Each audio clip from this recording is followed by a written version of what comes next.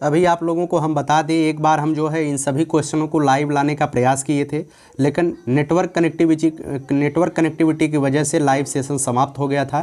तो हमने सोचा कि ये सभी क्वेश्चन आपको जो है दे दिया जाए, किसी भी तरीके से आपके पास 2500 क्वेश्चन पहुँचने चाहिए। ये सभी क्वेश्चन सार्थक तरीके से यूपी टेट, सी टेट, लेखपाल, यूपीपी, अन्य सभी प्रतियोगी परीक्षाओं को ध्यान में रखते हुए मैंने कॉपी किया है कहीं से, ठीक है। तो आप सभी लोग इन क्वेश्चनों का जवाब अगर आपको आता है, कमेंट बॉक्स में आप लाइव की तरह कमेंट भी कर सकते हैं। लाइव नहीं हो पाया, इसके लिए मैं माफ़ी चाहता हूं, हमारे यहाँ कनेक्टिविटी थोड़ी सी कम थी, ठीक है। चलिए पहले क्वेश्चन की बात करते हैं। हिंदी शब्दकोश में कौन सा व्यंजन क के बाद आता है?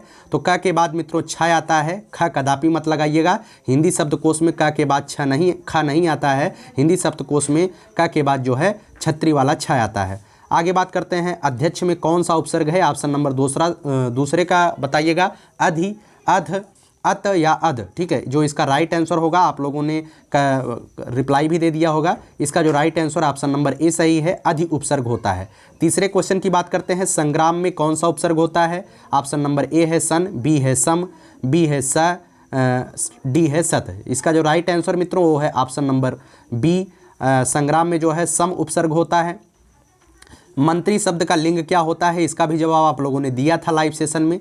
मंत्री शब्द का जो लिंग होता है वो होता है उभय लिंग, ठीक है। मंत्री शब्द का लिंग कैसा होता है? उभय लिंग। ऑप्शन नंबर डी सही होगा। निम्नलिखित में से कौन सा शब्द दोनों वचनों में समान रहता है? ऑप्शन नंबर इसका जो 5वां क्वेश्चन है, इसका राइट आंसर होगा कौन सा दोनों वचनों में समान रहता है, अर्थात सरसों जो शब्द है वो पुल्लिंग और स्त्रीलिंग दोनों वचनों में समान रहता है, इसमें कोई परिवर्तन नहीं किया जाता है। छठवें क्वेश्चन की तरफ चलते हैं, मैंने राधा के लिए कपड़ा खरीदा, इस वाक्य में कौन सा कारक है? कारक आपको बताना है।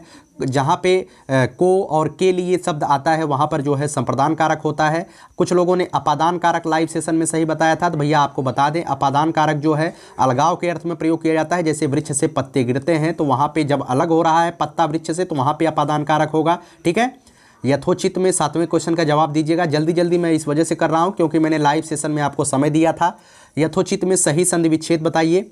यथोधन उचित, यथाधन उचित, यथाधन उचित, ठीक है। इसका राइट आंसर बताइएगा। इसका राइट आंसर है ऑप्शन नंबर सी, यथाधन उचित। यथोचित का संधि विच्छेद होता है। कौन सा संधि है? अगर आपको आता है तो वह भी कमेंट कर दीजिएगा। विद्यार्थी में सही संधि विच्छेद कौन सी होगी? विद्यार्थी में सही संधि विच्छेद आप लोगों ने लाइव सेशन में जवाब भी दिया था, ऑप्शन नंबर डी सही हो जाएगा। विद्याधन अर्थी होता है विद्यार्थी का संधि विच्छेद। द्वंद्व समास में 9वें क्वेश्चन की तरफ चलते हैं। द्वंद्व समास में कौन सा पद प्रधान होता है? मैंने बताया था द्वंद्व समास में जो है दोनों पद प्रधान होते हैं। मैं एक कविता कभी वीडियो के माध्यम से आपको दे दूंगा, कविता से ही आप पूरा समास याद कर लेंगे। द्वंद्व समास में दोनों पद प्रधान होता है। आमरण में कौन सा समास होता है बताइएगा 10वें क्वेश्चन की तरफ। तो 10वां क्वेश्चन का right answer option number B सही होगा। आमरण में मित्रों जो है अव्ययी भाव समास होता है। मैंने बताया था जिस शब्द में पहला पद जो है क्या हो, अव्यय हो और उपसर्ग भी अगर लगा हो तो वह समास कैसा होता है? अव्ययी भाव समास होता है। अगले क्वेश्चन की तरफ चलते हैं। अगला क्वेश्चन है, कित में से 4 विकल्पों में दिए गए वाक्य को सही काल वाला पहचानना है? दीपा पौधे को पानी दे रही थी, इसमें कौन सा काल है? अपूर्ण भूतकाल है या आसन्न भूतकाल है या पूर्ण भूतकाल है या संदिग्ध भूतकाल है? इसका जो राइट आंसर होगा वो होगा अपूर्ण भूतकाल। दीपा पौधे को पानी दे रही कैसा काल है? अपूर्ण भूतकाल है। 12वें क्वेश्चन की तरफ चलते हैं। 12वां क्वेश्चन आपके बीच है, निम्नलिखित अनेकार्थी शब्द का दूसरा अर्थ बताइए। अज का एक अर्थ अजन्मा होता है और एक अज का क्या अर्थ होगा? ठीक है, लाइव सेशन में कुछ लोगों ने इसका सही जवाब दे पाया था, काफ़ी लोगों का यह क्वेश्चन गलत हो गया था। ईश्वर इसका राइट आंसर होगा, ठीक है। जिसका कभी जन्म न हुआ हो अर्थात वह ईश्वर ही होता है। 13वें क्वेश्चन की तरफ चलते हैं। 13वां क्वेश्चन है, उथला शब्द का विलोम क्या होगा? लाइव सेशन में काफ़ी लोगों ने इसका राइट आंसर छिछला दे दिया था। भैया उथला शब्द अपने आप में उथला है, मतलब जो उथला है वो क्या होगा? वो छिछला होगा। ये तो पर्यायवाची हो जाएगा, समतल भी पर्यायवाची हो जाएगा, उभार भी पर्यायवाची में ही आ जाएगा। इसका जो राइट आंसर होगा, विलोम पूछा गया है ना, उथला का विलोम शब्द क्या होगा? गहरा होगा। ऑप्शन नंबर ए सही हो जाएगा। स्वर्ग शब्द का विलोम क्या होता है? इसका भी उल्टा आपको देना है। देवलोक तो भैया स्वर्गलोक का जो है पर्यायवाची होता है, परम धाम भी वह पर्यायवाची होता है, बैकुंठ भी पर्यायवाची होता है। जो नरक होता है यह क्या होता है? स्वर्ग का विलोम हो जाएगा। स्वर्ग का विलोम क्या होता है? नरक होता है।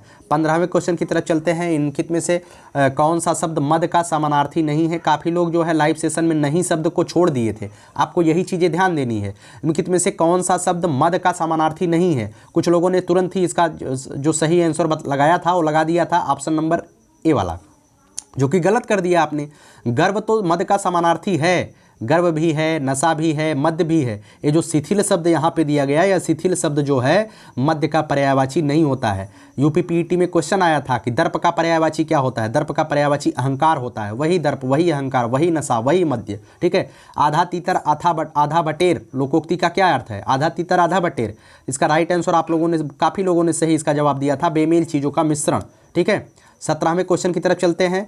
ये भी बहुत ही अच्छे तरीके से यहाँ देखना है। नहीं है, नहीं है, मुहावरे का अर्थ शर्मिंदा होना नहीं है। पानी पानी हो जाना, इसका भी अर्थ होता है भैया शर्मिंदा हो जाना। अपना सा मुँह लेकर रह जाना, इसका भी अर्थ होता है शर्मिंदा हो जाना। टका सा मुँह लेकर रहना, इसका भी अर्थ होता है शर्मिंदा हो जाना। मुँह में पानी आना, इसका अर्थ होता है, मुँह में पानी आने का अर्थ होता है किसी चीज़ को देख करके लालच आ जाना। ठीक है। वर्णमाला में कौन सा, वर्णमाला में स्पर्श व्यंजनों की संख्या पूछी गई है आपसे।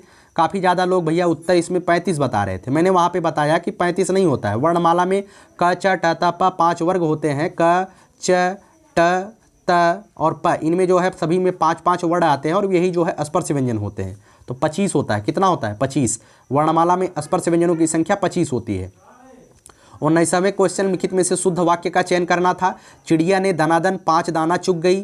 चिड़िया दनादन 5 दाने चुग गई। चिड़िया दनादन 5 दाना चुग लिए। चिड़िया दनादन 5 दाना चुग गई। ठीक है। दनादन, चिड़िया दनादन 5 दाने चुग गई। Option number B is the right answer होगा। 5 दाने चुग गई, यही सही आंसर होगा, ऑप्शन नंबर बी। 20वें क्वेश्चन की तरफ चलते हैं। इसमें भी शुद्ध वाक्य का चयन करना है। भारत में चंद्रयान 2 लॉन्च किए हैं। भारत में चंद्रयान 2 लॉन्च किए हैं कि भारत के चंद्रयान 2 लॉन्च किए हैं? भारत के चंद्रयान 2 लॉन्च हुए। बहुत ही आसान क्वेश्चन माना जाएगा। भारत ने चंद्रयान 2 लॉन्च किए हैं। 21वें क्वेश्चन की तरफ चलते हैं। 21वां क्वेश्चन आपके बीच है। लिखित में से कौन से शब्द में से कौन सा सुमेलित नहीं है? जो वर्णन के बाहर हो इसे वर्णनातीत कहते हैं, बिल्कुल सही है। जो देखा ना जा सके उसे अदृश्य कहते हैं। जो पहरा देता है उसे प्रहरी कहते हैं। जो अमिष नहीं खाता है उसे जो है सामिष नहीं कहते हैं। ठीक है। जो अमिष नहीं खाता है उसे सामिष नहीं कहते हैं, उसे निरामिष कहते हैं। क्या कहते हैं? उसे निरामिष कहते हैं। सामिष उसे कहते हैं जो अमिष खाता है, जो मांस का भक्षण करता है वह सामिष होता है। जो मांस नहीं खाता है वो निरामिष होता है। ठीक है। ऑप्शन नंबर सी सही हो जाएगा। जुगुप्सा किस रस का स्थायी भाव है? बताइएगा। जुगुप्सा, ठीक है, आप सभी लोग जानते हैं। रौद्र रस का स्थायी भाव क्या होता है? क्रोध होता है। रौद्र रस का स्थायी भाव क्रोध होता है। भयानक रस का क्या होता है? भयानक रस का क्या होता है? बताइएगा कमेंट बॉक्स में। अद्भुत रस का विस्मय होता है। बीभत्स रस का क्या होता है? जुगुप्सा। जुगुप्सा का मतलब क्या होता है? घृणा। जब किसी दृश्य को देख करके आपके मन के अंदर घृणा आ जाए वह होता है जुगुप्सा। ठीक है। आगे 23वें क्वेश्चन की तरफ चलते हैं। माला फेरत जुग भया, फिरा न मन का फेर, कर का मन का डारी दे, मन का फेर। ठीक है। इसमें कौन सा अलंकार है? आसानी से आप जवाब दे पाएंगे। यहाँ पे मन का और मन का 2 शब्द आ रहे हैं। मन का फेर। ठीक है। कौन सा सही होगा? मन का फेर। इसमें जो है एक शब्द 2 बार आ रहे हैं, इनके अर्थ अलग अलग हैं। कौन सा अलंकार है? यमक अलंकार। जब मैं अलंकार बताऊंगा उसमें इसका डीपली डिस्कस करूंगा, लेकिन मन का 2 शब्द आ रहा है और दोनों अर्थ अलग अलग हैं। और यहाँ पर कौन सा अलंकार हो जाएगा? यमक अलंकार। 24वें क्वेश्चन की तरफ चलते हैं। निम्नलिखित में से कौन से शब्द में अ उपसर्ग नहीं लगा है? अ उपसर्ग नहीं लगा है। इसमें देखिए अ उपसर्ग लगा है। जब अ अलग कर देंगे, उपसर्ग जब अलग कर दीजिए दूसरे शब्द का अर्थ आ जाए वही उपसर्ग माना जाता है। अ अलग कर देंगे तो कथ का अर्थ निकल जाएगा। अ अलग कर देंगे तो यहाँ पे भेद का अर्थ निकल जाएगा। यहाँ पे अ अलग कर देंगे तो चूक का अर्थ निकल जाएगा। लेकिन यहाँ पर अ जैसे ही आप अलग कर देंगे नुज का अर्थ नहीं निकलेगा। अर्थात यहाँ पे जो है जो अनुज है एक अपने आप में एक शब्द ही है, इसमें अ उपसर्ग नहीं लगाया गया है। ठीक है। एक शब्द है अनुज। ठीक है। अनुज का मतलब होता है छोटा भाई। चलिए 25वें क्वेश्चन जो आज का अंतिम क्वेश्चन माना जाएगा। 25वां क्वेश्चन है। जिन स्वरों के उच्चारण में हवा नाक से भी निकलती है उन्हें क्या कहते हैं? जिन शब्दों के उच्चारण में हवा नाक से निकलती है उन्हें क्या कहते हैं? अनुनासिक कहते हैं। हमने कई बार बताया है अनुनासिक क्या होता है। ठीक है। तो यही सभी क्वेश्चन थे, आप सभी लोग देख लीजिएगा। मैंने 2 बार लाइव आने का प्रयास किया था, कनेक्टिविटी की वजह से लाइव सेशन समाप्त हो गया था। इस वीडियो को यहीं तक रखते हैं। आप सभी लोग जो है आसानी से इसे भी जो है लाइव टेस्ट की तरह दीजिएगा। बहुत बहुत धन्यवाद। जय हिंद, जय भारत।